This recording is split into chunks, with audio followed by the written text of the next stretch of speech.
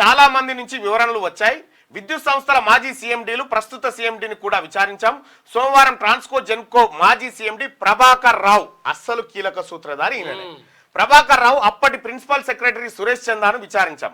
అప్పటి ఇంధన శాఖ ప్రిన్సిపల్ సెక్రటరీలు ఎస్కే జోషి, అరవింద్ కుమార్ తో మంగళవారం సమావేశమయ్యాం. అందరి నుంచి వివరాలు తీసుకున్నామని చెప్పి జస్టిస్ నరసింహారెడ్డి కమిషన్ తెలిపింది. కరెంటు ఒప్పందాలపై కేసీఆర్ కు నోటీసులు. ఈ నెల 15 కల్లా వివరణ ఇవ్వాలని జస్టిస్ నరసింహారెడ్డి కమిషన్ ఆదేశాలు జారీ చేసింది. ఛత్తీస్గఢ్ తో అగ్రిమెంట్ వద్దని అధికారులు చెప్పినా బీఆర్ఎస్ సర్కార్ వినలే.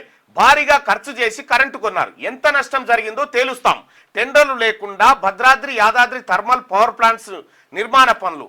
భద్రాద్రి థర్మల్ ప్లాంట్ లో కాలం చెల్లిన సబ్ క్రిటికల్ టెక్నాలజీ. ఇప్పటి వరకు కేసీఆర్ సహా 25 మందికి నోటీసులు. వివరణ సంతృప్తికరంగా లేకుంటే వ్యక్తిగతంగా అటెండ్ కావాల్సిందే. మాజీ సీఎండీ ప్రభాకర్ రావు, ఎస్కే జోషి, అరవింద్ కుమార్ ను విచారించాం. మీడియాతో చిట్ చాట్ లో జస్టిస్ నరసింహారెడ్డి సంచలన విషయాలు ఆయన బయటపెట్టిండు. ఇక్కడ టెండర్లు లేకుండానే భద్రాద్రి యాదాద్రి అసలు టెండర్ ప్రక్రియ అంటే 5 లక్షల కంటే ఎక్కువ పనిని ఒక వ్యక్తికి అప్పచెప్పిరంటే ఖచ్చితంగా టెండర్ విధానాన్ని ఫాలో కావాలి. ఫాలో కాలేదంటే దాన్ని నామినేషన్ పద్ధతి అంటారు. నామినేషన్ పద్ధతిలో ఈ కార్యక్రమాలు కేసీఆర్. నామినేషన్ అంటే నాకు నచ్చినటువంటి వాడికి ఇచ్చుకోవడం గంతేగా, తీసుకోపో అన్నట్టు. ఇక టెండర్ లేదు, ఏం లేదు. ఈ భద్రాద్రి యాదాద్రి పవర్ ప్లాంట్లకు సంబంధించి నిర్మాణ కార్యక్రమాన్ని కూడా కేసీఆర్ ఏం చేసినంటే తన నచ్చిన వాళ్ళకి ఇచ్చుకుంటే ఇక టెండర్లు తెరుగు పోలే. తద్వారా ఏమైంది, వేల కోట్ల రూపాయలు పక్కదారి పట్టినాయి. మళ్ళాడ ఛత్తీస్గఢ్ ఒప్పందం అది తర్వాత. ఇప్పుడు ఇది అలాగా మళ్ళా యాదాద్రి భద్రాద్రి పవర్ ప్లాంట్లు ఏవైతే ఉన్నాయో థర్మల్ పవర్ ప్లాంట్, ఇక్కడ బాగా గుర్తుపెట్టుకోవాలి. థర్మల్ అంటే బొగ్గు పవర్ ప్లాంట్లు ఏవైతే ఉన్నాయో వీటిని నామినేషన్ పద్ధతిలో తన అనుయాయులకు తనకు నచ్చినటువంటి వాళ్ళకు అప్పచెప్పిండు. ఇక్కడ ఏందయా సారు అంటే భద్రాద్రి థర్మల్ ప్లాంట్ లో కాలం చెల్లిన సబ్ క్రిటికల్ టెక్నాలజీ. ఈ సబ్ క్రిటికల్ టెక్నాలజీ అంటే ఏంది? Bhadradri Yadadri thermal power plant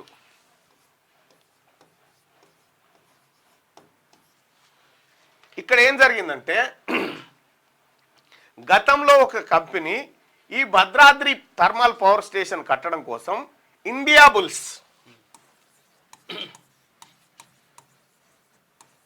bulls అనేటువంటి కంపెనీ టెండర్లు దక్కించుకుంటే ఏమైంది, ఈ ఇండియా బుల్స్ చేసేటువంటి టెక్నాలజీ ఏంటంటే సబ్ క్రిటికల్ టెక్నాలజీ.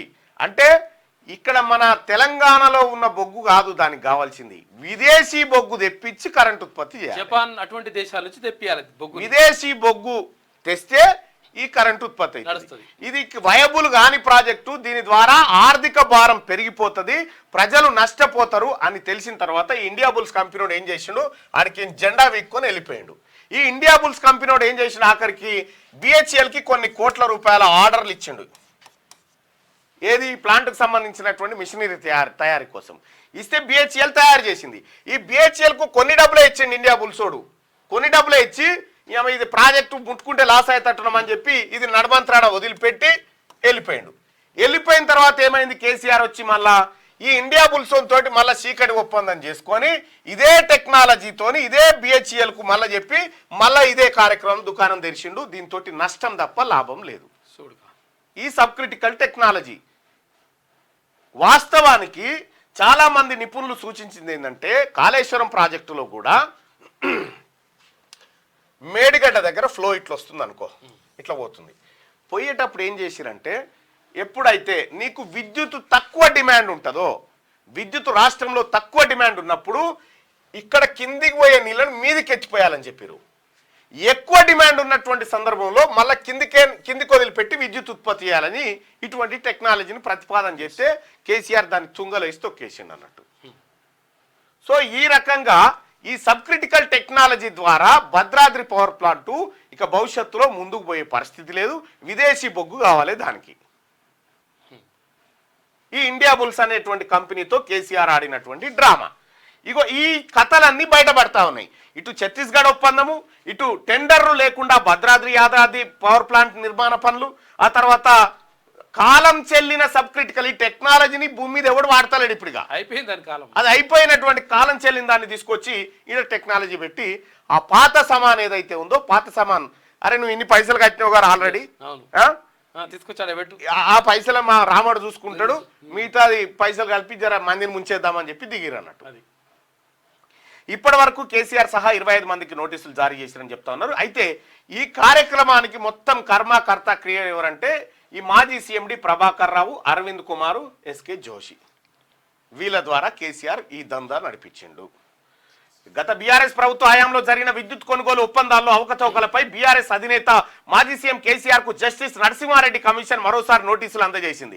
ఈ నెల 15వ తేదీ కల్లా కేసీఆర్ తన వివరణను అందజేయాలని స్పష్టం చేసింది. గత ఏప్రిల్ నెలలోనే కేసీఆర్ కు నోటీసులు పంపినప్పటికీ జూలై 30 వరకు తాను వివరణ ఇవ్వలేనని కేసీఆర్ నుంచి సమాధానం వచ్చింది. కానీ ఎంక్వైరీకి గడువు తక్కువగా ఉండడంతో ఈ నెల 15లోగా ఎట్టి పరిస్థితుల్లోనూ వివరణ పంపాలని, సమాధానం సంతృప్తికరంగా లేకుంటే వ్యక్తిగతంగా హాజరు కావాల్సిందేనని మరోసారి నోటీస్ పంపినట్టు జస్టిస్ నరసింహారెడ్డి మంగళవారం వెల్లడించారు. గత సర్కార్ హయాంలో ఛత్తీస్గఢ్ తో జరిగిన విద్యుత్ కొనుగోలు ఒప్పందాలు, యాదాద్రి భద్రాద్రి థర్మల్ ప్లాంట్ల నిర్మాణ పనుల్లో అక్రమాలు నిగ్గు తేల్చేందుకు రాష్ట్ర ప్రభుత్వం జస్టిస్ నరసింహారెడ్డి ఆధ్వర్యంలో జ్యుడిషియల్ కమిషన్ వేసింది. ఇక్కడ తప్పుడు సమాచారం ఇస్తే చర్యలు తప్పవు, 25 లోపు అఫిడవిట్లు ఇవ్వాలని కాళేశ్వరం ఇంజనీర్లకు చెప్పాం జస్టిస్ ఘోష్. ఇది సపరేట్ సబ్జెక్ట్. ఇక్కడ విషయం ఏందయ్యా, మరి కేసీఆర్ భవిష్యత్తులో దొరుకుతాడని తెలియదా అని అంటే మనోడు ఏమనుకున్నంటే సత్యదాకా నేనే ఉంటా ముఖ్యమంత్రి అనుకున్నాను కేసీఆర్. అది జనం మేల్కొని బండకేసి కొట్టుడుతోటి భాగవతం అంతా బయటకు వస్తా ఉంది. ఇప్పుడు లేకపోతే ఇవన్నీ మంచిగా చేస్తున్నా చెప్తుండే. ఇంకా ఓ మనకెన్ని కాళేశ్వరము అని ఎన్ని పాటలు, ఎన్ని ఆటలు, ఎంత బస్సులు పోయేది, ఎన్ని చూసి వచ్చేది. ఇది జనానికి తెలియదు కదా, ఇది జనానికి తెలియదు. ఇక ఒక ఆయన చెప్తాడు కేసీఆర్ ఉన్నప్పుడు 24 గంటల కరెంట్ ఉండే. సరే కేసీఆర్ ఉన్నప్పుడు 24 గంటల కరెంట్, ఈ కథ ఇటు పెడితే కేసీఆర్ కాళేశ్వరం తోటి 1 కోటి ఎకరాలు వారబెట్టిండని చెప్పి కాలువలతో నీళ్ళు వచ్చినాక కరెంటుతోనైతే పని లేకుండే కదా, మరి ఎందుకు కరెంటు వాడిండు, ఎందుకు అక్రమంగా కొనుక్కొచ్చిండు? ఇది జనరల్గా ఆలోచన చేయది. ఇక ఇది ఇట్లా ఉంటే ఇక రెండోది కేసీఆర్ కాళేశ్వరం కథ. ఈ నెల 25 లోపు అఫిడవిట్లు ఇవ్వాలని కాళేశ్వరం ఇంజనీర్లకు చెప్పామని జస్టిస్ ఘోష్. వివిధ విభాగాలకు చెందిన 20 మందిని ప్రశ్నించాం. కాళేశ్వరం నిర్మాణ సంస్థలను ఎంక్వైరీకి పిలుస్తాం. తప్పుడు లెక్కల వల్లే బ్యారేజీలకు నష్టం వాటిల్లింది. అన్ని అంశాలపై లోతుగా విచారిస్తామని వెల్లడి.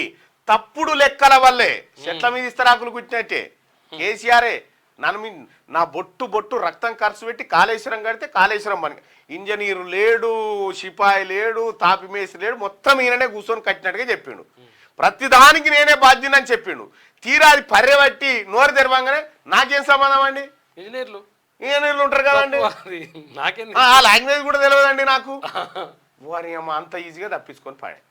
రేపు పొద్దుగాల ఇది కూడా గట్టే చెప్తాడు, నాకేమెరకనండి ఆ ప్రభాకర్ రావుని పట్టుకొచ్చి అడుగురి, నాకేం సంబంధం అండి. కానీ ప్రభాకర్ రావు చెప్తున్నాడు క్లియర్ గా, ఏమంటుండే ప్రభుత్వం ఏది చెప్తే మేము అది చేసినాము, మా తప్పేం లేదంటుండు ప్రభాకర్ రావు కూడా. నిజంగా అందులో కరెక్టే ఉంటే ప్రభాకర్ రావు ఎస్ కరెక్ట్ అండి మాకు కూడా అని చెప్తుండే. కానీ ప్రభుత్వం ఏం చెప్తే అప్పుడు మేము అది చేసినామని చెప్తుంటే ఈయనే దొరికిరు అన్నట్టు దొంగ. ఇక్కడ కాళేశ్వరం నా బొట్టు రక్తం ఖర్చు పెట్టి కట్టినా అని చెప్పినాం. విషయం ఏంటంటే తెలంగాణ రాష్ట్ర సంపదను లూటీ చేసినావు, ఈ లూటీకి సంబంధించి వివరణ ఏమంటే నాకు ఇప్పుడు టైం లేదు, జూలై 30 దాకా అంటుండు.